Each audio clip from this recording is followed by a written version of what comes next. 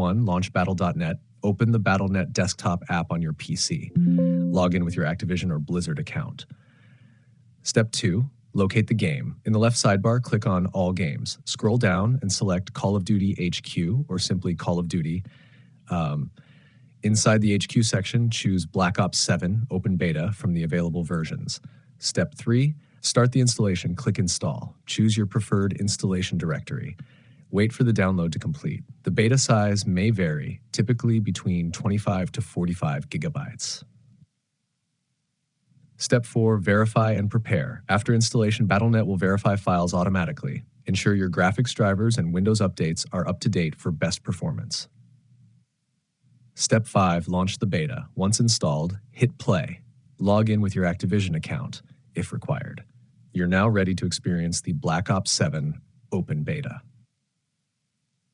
Extra tips. If the install button doesn't appear, try switching the game region or restarting the Battle.net client.